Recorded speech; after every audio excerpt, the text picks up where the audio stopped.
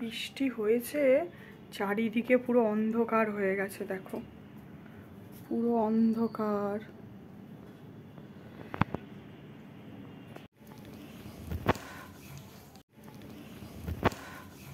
Hello family, welcome back to my channel. আমি পিঙ্কি চলে এসেছি তোমাদের জন্য একটা নতুন ব্লগ নিয়ে।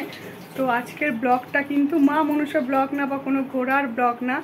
আজকের ব্লগটা কিন্তু হতে চলেছে গরমা গরম খিচুড়ি। যেহেতু বৃষ্টি হয়েছে, আকাশের অবস্থা কিন্তু খুবই ভালো না। তো ভাবছে শাশুড়ি, বরের পারমিশন, বরের অর্ডার এসছে গরম গরম খিচুড়ি খাবে। তো সেই কারণে শাশুড়ি মা কিন্তু প্রস্তুতি নিয়ে নিয়েছে, খিচুড়ি সব কিছু রেডি ফেডি করে নিয়েছে। এবার রেডি করে নিয়ে প্রস্তুতি কিন্তু চলছে খিচুড়ি হওয়ার। তো সেই ভিডিওটাই তোমাদের সাথে আজকে শেয়ার করছি। ভিডিওটা লাস্ট অবধি দেখতে থাকো। খিচুড়ি তো আমরা সবাই অনেক রকমভাবে বানিয়ে থাকি, একজন এক এক রকমভাবে বানিয়ে থাকি। তো প্লিজ কেউ কিন্তু কোনো ভুল ধরো না, কেমন? কিন্তু গরম হওয়ার পরে তেল, তারপরে শুকনো লঙ্কা ফোড়ন। খিচুড়িতে যদি ফোড়নটা ঠিক মতো না দেওয়া হয় তাহলে কিন্তু খিচুড়িতে একদমই স্বাদ হয় না। আর শাশুড়ি দেখো এখানে আগে থেকেই সব কিছু ভেজে গুছিয়ে রেখে দিয়েছে। প্রথমে কিন্তু দেখো জিরে ফোড়নটাকে দিয়ে দেবে, তেজপাতা শুকনো লঙ্কা তো আগেই তেলের সাথে দেওয়া রয়েছে, ফোড়ন দিয়ে দিয়েছে। আর জিরেটাকেও কিন্তু ফোড়ন দিয়ে দেবে। আর এখানে কিন্তু আদা গ্রেট করে রাখা আছে, আর সাথে কিন্তু আলুটাকেও আগে থেকে ভেজে রেখে দিয়েছে।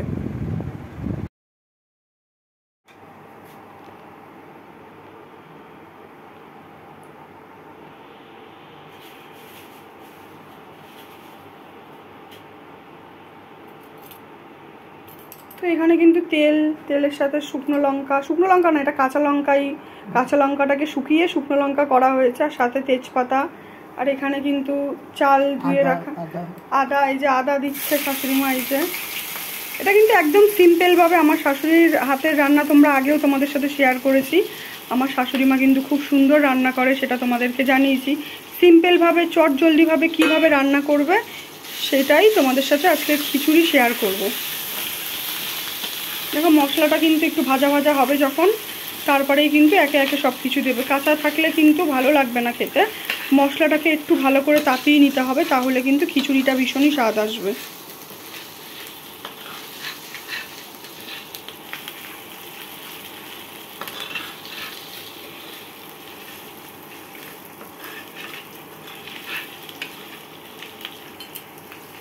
বৃষ্টি এত হয়েছে, বৃষ্টির মধ্যে অন্য কিছু খেতে একদমই ইচ্ছা করছে না, তাই গরম গরম খিচুড়ি হয়েছে।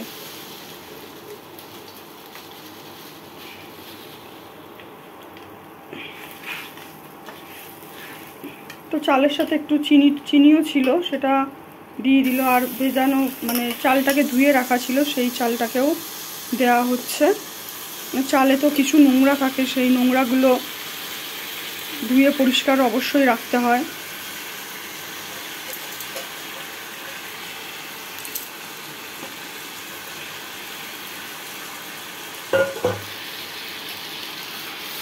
তো চালটাকে দেওয়ার পরে ডালটাকেও কিন্তু দিয়ে দিচ্ছে। তারপরে একসাথে মশলাগুলোকে দিয়ে ভালো করে কিন্তু কষাবে। মশলা বলতে আদা আর যেইটুখানি যা মশলা লাগে, খুব কিন্তু বেশি মশলা এখানে ইউজ করা হয়নি, একদম সামান্য প্রক্রিয়াতে ইউজ করা হচ্ছে। তোমরা দেখলেই বুঝতে পারছো। এক একজনের খিচুড়ির ধরন এক এক রকমের, কিন্তু আমাদের যে খিচুড়িটা রান্না করা হয় সেটা কিন্তু একদমই টেস্টি বলতে পারো তোমরা। সেটা দেখলেই বুঝতে পারবে ভিডিওর মাধ্যমে।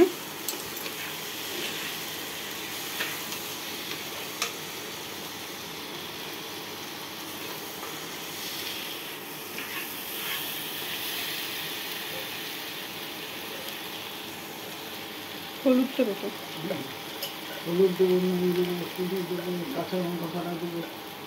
তো এখনও কিন্তু খিচুড়ি এখানেই শেষ না, এখানে কিন্তু এখন অনেক কিছু পড়বে। কাঁচা লঙ্কা পড়বে, মিষ্টি পড়বে, হলুদ পড়বে, তারপরে সবার জিরের গুঁড়ো দেবে, অনেক কিছুই কিন্তু এখনও মেশানো বাকি আছে।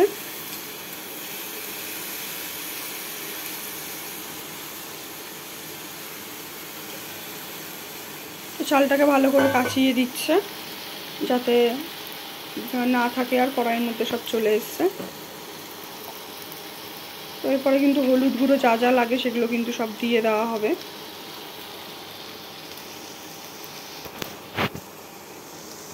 যেহেতু এখনো হলুদ দেওয়া হয়নি, তার জন্য এটার কালারটা একটু সাদা সাদা রয়েছে।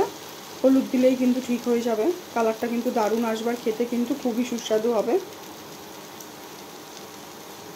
বৃষ্টির দিনে যদি গরম গরম খিচুড়ি পাঁপড় ভাজা না হয় তাহলে কিন্তু খাওয়াটা একদমই জমে না।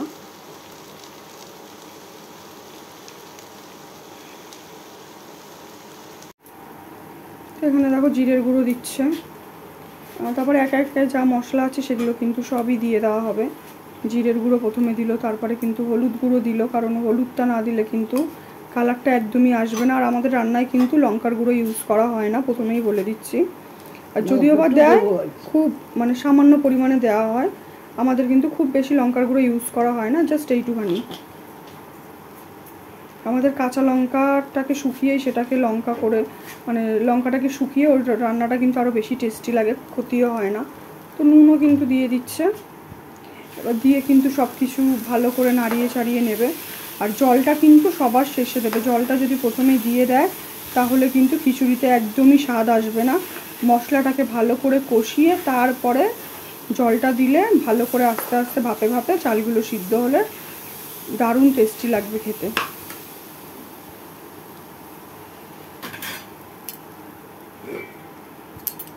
আলুগুলোকে ভেজে রাখা ছিল, প্রথমেই কিন্তু আলুগুলোকে ভেজে রাখা হয়েছিল, সেই আলুগুলোকেই দিয়ে দিয়েছে। কারণ খিচুড়িতে যদি আলু না হয় তাহলে কিন্তু একদমই জমে না।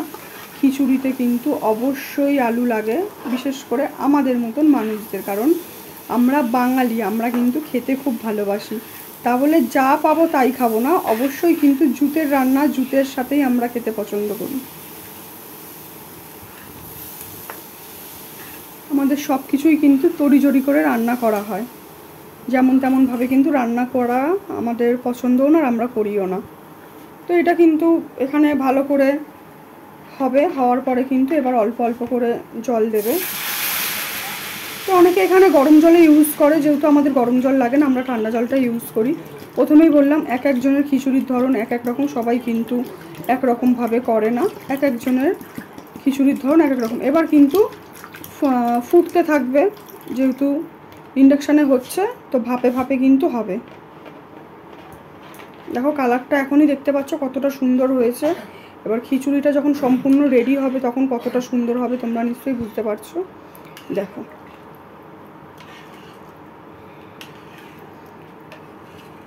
এবার কিন্তু ঢাকা দিয়ে দেবে। আর যতটা পরিমাণে জল লাগবে জলটাকে সম পরিমাণে দিতে হবে, বেশি দিলে কিন্তু একদম ট্যালট্যালে হয়ে যাবে। মাপটা কিন্তু ঠিকঠাক মতন দিতে হবে। আর কেউ চাইলে ট্যালট্যালে খিচুড়ি খেতেও পারে, এক একজনের খাওয়ার ধরন এক এক রকম, সবাই তো সমানভাবে খায় না। তো যাই হোক এখানে কিন্তু জলটাকে পরিমাণ মতন দেওয়া হয়ে গেছে। এবার কিন্তু শাশুড়ি মা ঢাকা দিয়ে দেবে। ঢাকা দেওয়ার পরে কিন্তু এবার ভাপে ভাপে খিচুড়িটা রেডি হতে থাকবে। তো গরম গরম খিচুড়ি কিন্তু রেডি হয়ে গেছে, দেখছো কতটা সুন্দর হয়েছে। আর সাথে কিন্তু পাঁপড় ভাজাও আছে। পাঁপড় ভাজাটাও এখানে রাখো থালাটা।